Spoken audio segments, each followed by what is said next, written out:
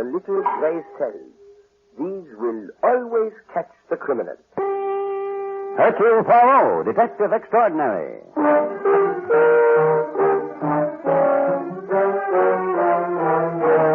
From the thrill-packed pages of Agatha Christie's unforgettable stories of corpses, clues, and crime, Mutual now brings you, complete with bowler hat and magnificent mustache, your favorite detective, Hercule Poirot. Starring Harold Huber in The Adventure of the Money-Mad Ghoul.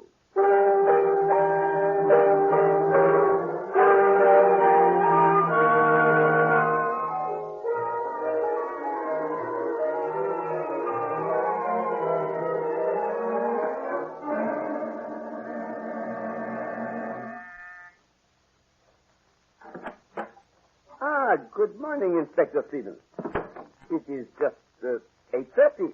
Do not tell me you have become a victim of the insomnia. I'm not in the mood for kidding, Poirot. I've been up all night, but not with insomnia. I've just come from the Pleasant Valley Cemetery. In that case, permit me to say that you are a singularly healthy-looking ghost. That may be funny to you, but I frankly admit that I'm worried. There have been 6 grave robberies at Pleasant Valley in the last 2 months. Then, Monsieur Stevens, I advise you to look for a tall, red-headed man who walks with a limp, is left-handed, and wears glasses. Poirot, you're amazing. How do you know? Mon ami, your faith in me is touching. You enter my apartment and tell me that some graves have been robbed, and honestly believe that I know the criminal's identity. I assure you I am as much in the dark as you.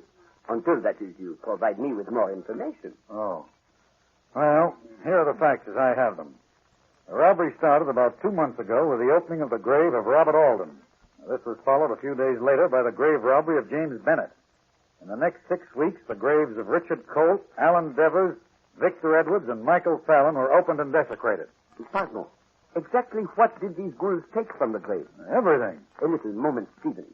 You are trying to tell me that these ghouls took with them the casket and the body? That's just what they did. Took everything, and it beats me what in the devil... Do not fly out of the handle, monsieur. Tell me, were these old graves which were violated? Funny you should ask me that. All of them were the graves of people who died recently. And that gives one two things. Eh, my friend? And now you will please get for me the names and the locations of the graves of people who have died recently whose last name starts with a G. With a G? What are you driving at? Will you repeat for me the last names of the former occupants of the graves that have already been robbed?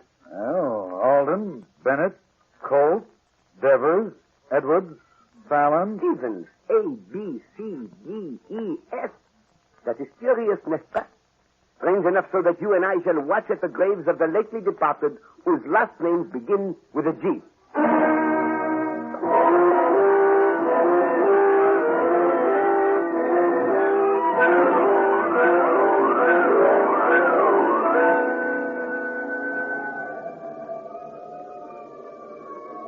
I'm beginning to feel more like a grave watcher than a police officer, Poirot. Do not fear, mon brave. No one would ever suspect you of being anything but a police officer. What? Flash the light on the tombstone, please. We must make certain this is the grave we seek. All right. There we are. Yeah, this is it all right. Herman Gilbert died May 16th, 1945. Bon, let us conceal ourselves behind this hedge and wait. I think Monsieur Gilbert will have visitors. I don't know what makes you so sure. There were 4 other people whose last names started with G. Oui, mon ami, but this is the most recent. You know, Poirot, I hate to admit this, but I'm mighty glad you're here with me. I don't like cemeteries. They're too gloomy and damp to suit me. Stevens, hush. Huh? You were right, Poirot. Someone coming. Yes, and with the proper tools for their grisly work. Hey! Somebody's here. Hey, stop! Come back! Stop or I'll fire!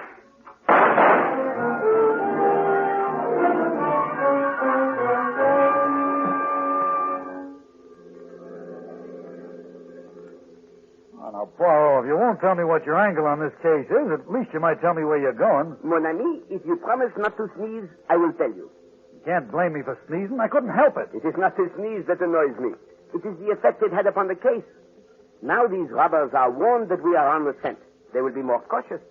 Well, where are we going? We are here, at the place Robert Alden lived, the first person whose grave was opened. Is it not significant to you also, Stevens, that there have been no graves of women disturbed? That's so. I never thought of that. You did not? I was so sure you had. Well, what is it? Speak up. Don't keep me standing here in the draught. Pardon, monsieur. But did a Robert Alden live here? Robert Alden? Yes, he certainly did, but you can't see him. He's dead. That we already know, monsieur. We would like some information. Why? What are you bothering about Robert Alden for? This is Inspector Stevens of the New York Police, and we wish some information. Robert Alden was a fine man, as fine a man as ever lived. He used to try to cheat me at checkers once in a while, but I was too smart for him. Were you related? No, but he was my best friend and lived with me in this house for over 20 years. Then perhaps we could see his wife. That's a good one. Robert never married at all. He was a bachelor until the day he died. I see. Were you at the funeral, monsieur? Of course I was. Don't you think I have any decent feelings? I even remember the date. It was June 13th. Yeah? June 13th, 1920.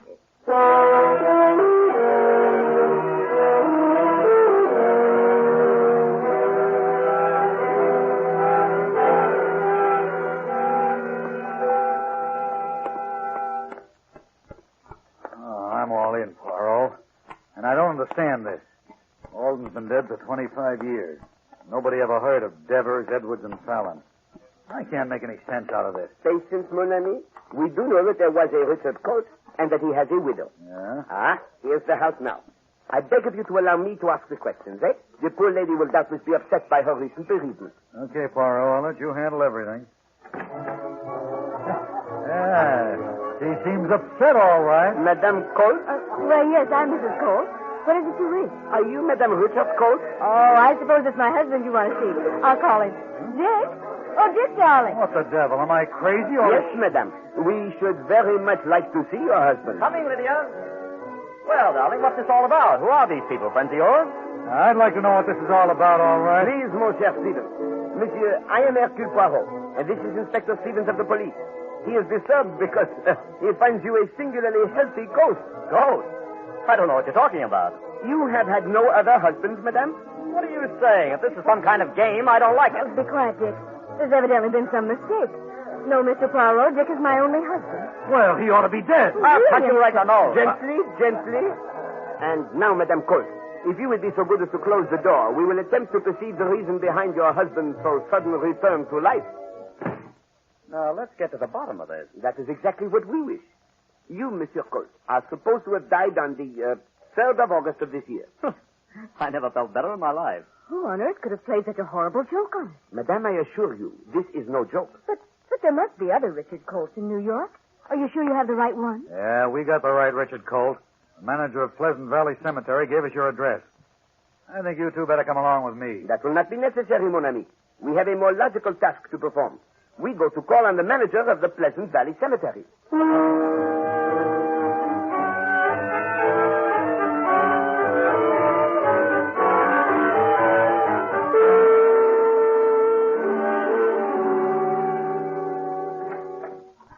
Inspector Stevens. Have you made an arrest as yet?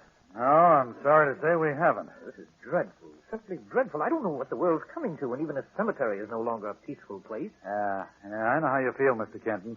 Oh, this is Hercule Poirot, Mr. Kenton, the manager here. Well, Inspector, you are making progress after all if you've obtained the assistance of the famous Mr. Poirot. Thank you, Monsieur Kenton.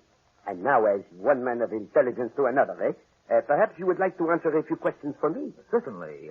What is it you'd like to know? What is the procedure for the interment of a body in this cemetery?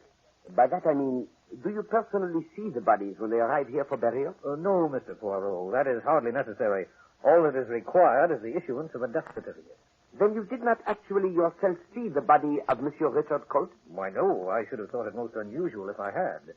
The undertaker simply gives me the necessary papers, and I make out the assignment of the grave. And the name of the undertaker, if you please? Well, let me see. I'm sure I have it here in the files. Yes, it's Love. Kermit J. Love. And the address? 6611 Ithaca Street. And now, if you would be so kind, could I perhaps have the names of the undertakers for the other 5 bodies disturbed by the ghouls? Well, that will be difficult. But perhaps I can mail that information to you tomorrow. I regret to disturb you, but I should like it now. Very well. Why, here's a strange coincidence. What's that? If I may be permitted to guess, mon Dieu, It is that Monsieur Kermit J. Love is also the undertaker for the other. Yes, that is correct, Mr. Poirot. And now, Stevens, we go to walk into the parlor of Monsieur Love.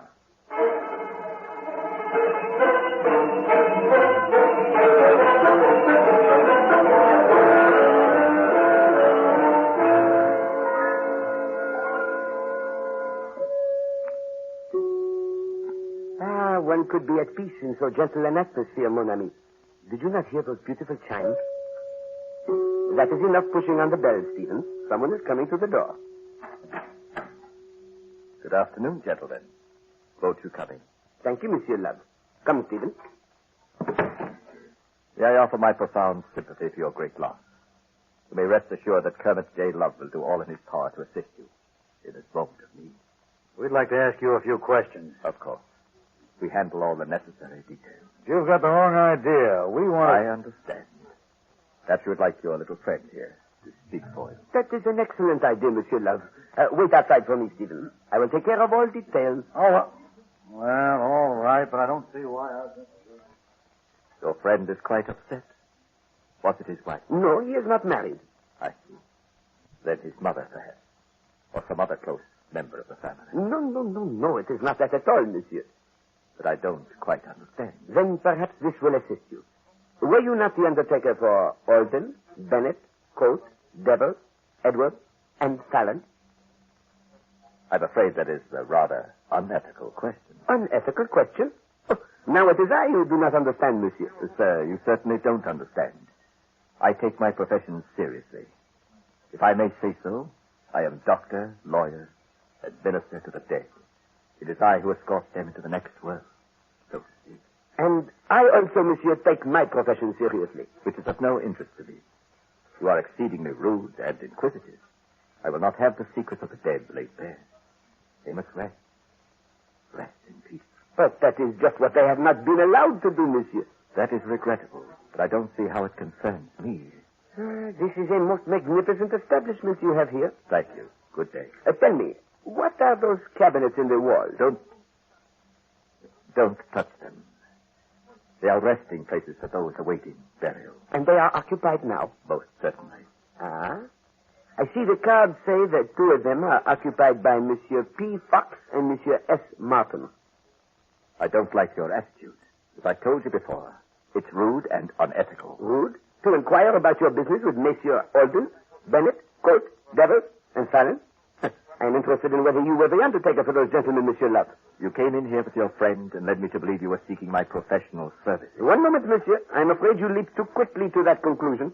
My friend and I said nothing. I am not permitted to release the information you've asked for. And perhaps you will be good enough to oblige me when you learn the identity of my friend who waits outside. If you will excuse me, I have some duties to perform. He is Inspector Stevens of the New York Police.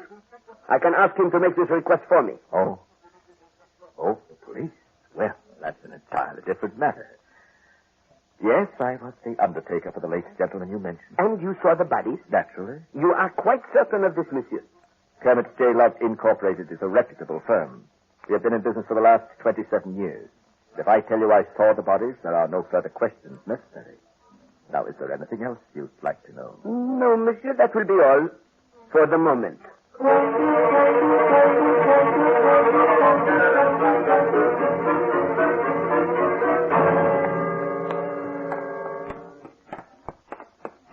Well, Poirot, looks like this time I was right.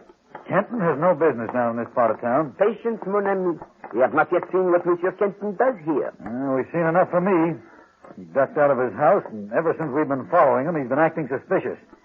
Besides, there's nothing down here except factories and warehouses, and they're closed at night. We will see. Aha, monsieur. It appears you may be right. Do you notice that car just turning the corner? Hush! Poirot, I believe we got him. Kenton's in on this. Gently. Let us stand in this doorway and observe what is going on, eh? Hey, they're going to break into that cold storage plant. Come on, Poirot. Throw up your hand! Get Kenton, Poirot. He just turned the corner.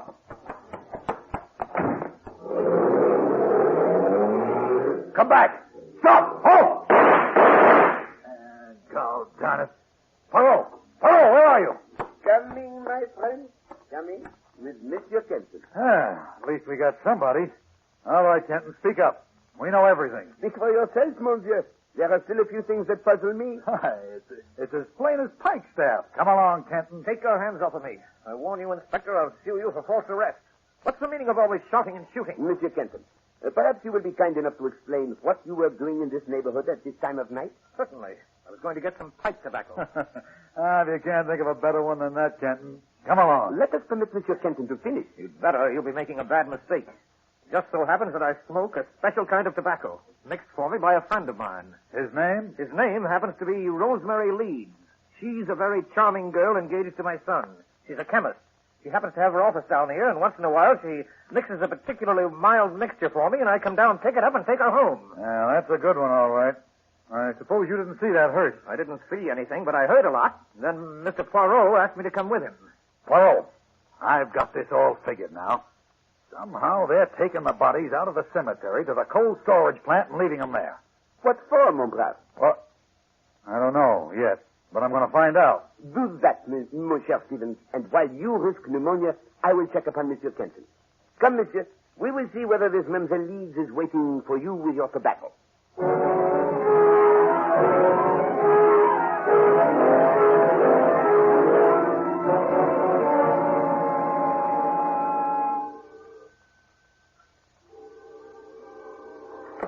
Hello? Poirot, take some advice. Lay off that investigation. Pardon. Are you referring to the case of the counterfeit dentist? You know darn well what I'm talking about. If you don't stop investigating those empty graves, you'll find yourself filling one of them. I think not, monsieur. What makes you so sure? But it is obvious. You have not yet come to the letter P. Wise guy.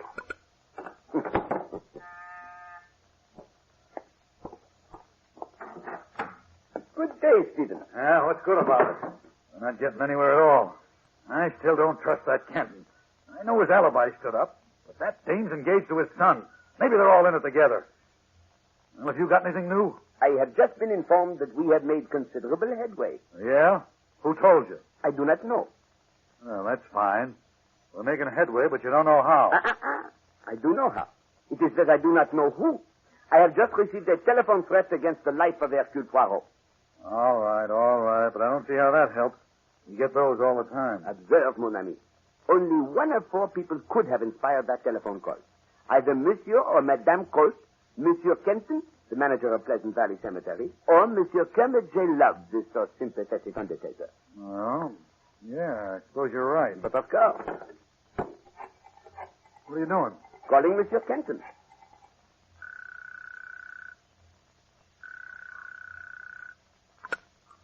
Pleasant Valley Cemetery. Monsieur Kenton, this is Hercule Poirot. Tell me, if you please, have you any funerals scheduled from the establishment of Kermit J. Love for today? Oh, yes, I have 3. And their last names? Wing, Levitt, and Harkness. Ah, indeed. And what time is the Harkness funeral? Well, that's strange. Kermit Love just phoned me about moving the time up to 10 o'clock this morning. 1,000 thanks, Monsieur Kenton. Quickly, Stevens, a police car and an escort. We must be at Pleasant Valley Cemetery in 15 minutes. What for? To attend a funeral.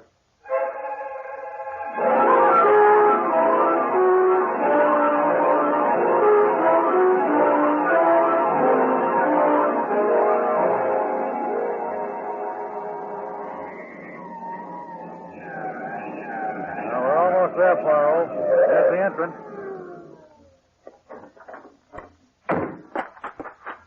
Mr. Poirot, what's wrong? What happened? Quickly, the Harkness grave. Where is it to be? In the east plot, directly up this path. This way, Stevens. Bring your men. We must hurry.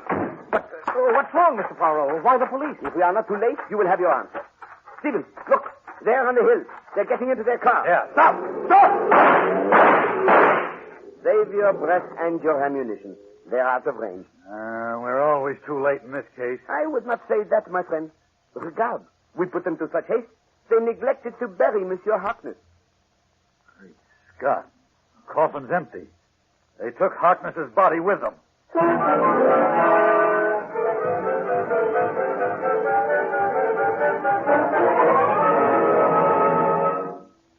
Come, Stevens. Your face shows the worries of the world. Do not be so depressed. Well, I'm not exactly happy, Poirot. Never taken you so long to figure out a case. You always had something that helped us when I came to your apartment before. Patience, mon ami. The harvesting of the clues grows near, eh? I can't wait for any harvest.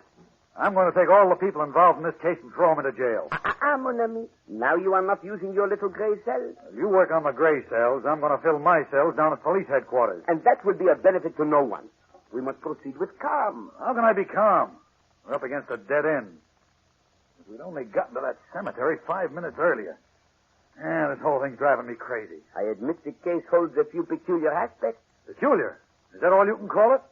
Now, look, Poirot, we go to a funeral, but before we get there, the mourners decide to take a powder. Then they take the body with them. What's going on? Am I losing my mind? I can only reflect on the case itself, Stevens, not on your personality. Why are you so quiet? You got something up your sleeve? It is always possible that something may pop out. Well, it had better soon. I can't stand much more of this. The funeral this morning was too much for me. I still can't understand what they wanted with that body. Sacre bleu, it is I, Stevens. I, Hercule Poirot, who have been blind. What do you mean, Poirot? What's the matter? Stevens, it has been in front of my eyes all this time. The most important clue, and I have kicked it away like an unwanted bill. Okay, let's have it. Listen carefully, Stevens. This morning at the cemetery, when we frightened the men away. You remember? Yeah, of course. Go on. Now think carefully. You did not see any of those men carry a body with them. Wait a minute. No, they weren't. You're right. Exactly. And the reason they were not carrying a body was because there was no body to carry. What? But the question remains, what was in that coffin that they were so anxious to take with them? Well, I don't know. Do you? I have a small idea. What else can you put in the casket except the body? A great many things, mon ami. But the point to follow here is about the bodies which were removed from the 6 open graves. Yeah, what about them? Think back to our interview with Monsieur and Madame Cote. He was very much alive. And we could not find even a trace of those other dead gentlemen, Except Robert Alden, who'd been dead for 25 years. Exactly. Now, do you not see? No, I don't. The answer to my question is so simple, mon Dieu. There never were bodies in the graves that were opened. Oh, I get it. Why, that's wonderful, Poirot. I still don't get the idea behind these phony burials and what sort of racket they've been running. But that is a two-part question, mon ami. The first part I know. The second part, in due time. You mean you know who's in back of all this? There is only one possibility, Stephen. Since there were no bodies in the 6 graves that were opened, we can now proceed to apprehend the one man who claims to have seen all the 6 bodies. Kermit J. Love, the undertaker. Yeah, but I think Kenton was in on it with him. He needed an accomplice. Possibly. But it is Monsieur Love who interests me. And with such a man, we will have to move most carefully, eh? Have you ever tried to arrest a ghost, Stephen? Maybe not, Poirot. But Love won't find me so easy to use in his disappearing bodies act. And this time, Kenton won't have an alibi. Come, mon frère. Where are we going? To a perfume store, and then to the funeral parlor of Monsieur Love. Perfume store. This is no time to be buying gifts. It is not a gift. I require some perfume. Okay. This time I know which one of us is going crazy.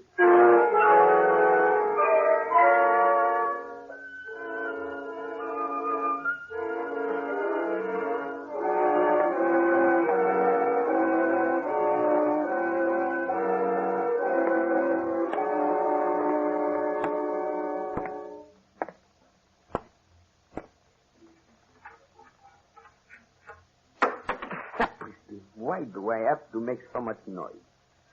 Oh, well, I will not awake those who sleep in this building.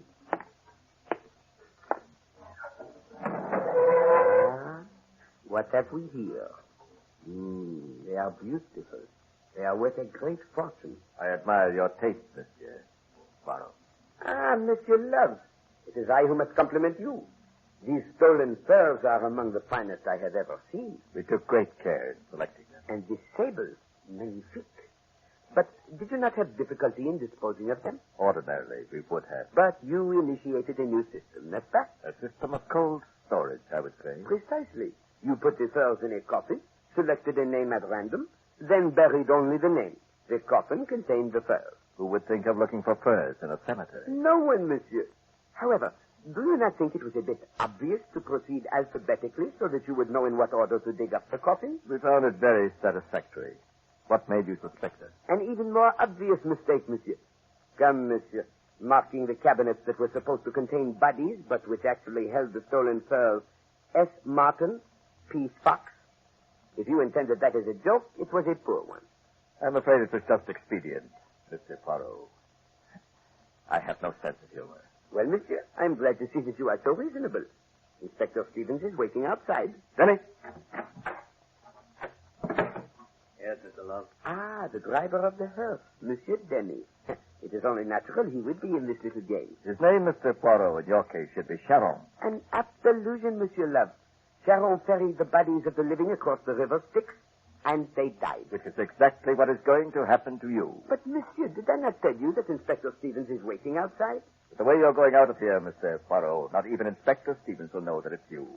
You're going to be carried in a coffin. Watch his hand, Denny. It's in his pocket. Hurry, Denny. Get him in this coffin before that blasted Stevens gets... He's heavy for such a little guy. That's it. Don't bother screwing the top down. We'll do that later. Yeah, sure smells sweet. Like a flower almost. Never mind that. Let's get going. Yeah, I'll take the back end. Don't hurry now. Hold it a second, buddy. Officer, please. We are dealing with the dead. Oh, I ain't sorry. Well, I see you're still working, Mr. Love. Yes, Inspector. Unfortunately, our sad work never ends. Something smells pretty funny to me around here, Riley. What would you say it was? I don't know, sir, but it sure smells to high heaven. That's it, with perfume. Let's have a look in that. Will you kindly assist me, Monsieur Stevens? Ah, glad you're all right, Poirot. All right. Mon ami, I did not mind the blow on the head. But did you have to be so stupid as to allow them to drop this coffin? Hey, wait a minute, Poirot. Don't get sore. Where are you going? I am not angry, my friend. I merely go home to take a bath.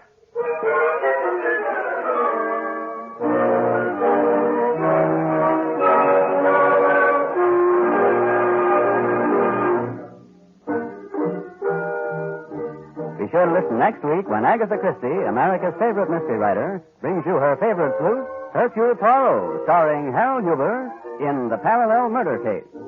Music for Poirot is composed and conducted by Sylvan Levin. The program is directed by Carl Eastman. This is the Mutual Broadcasting System.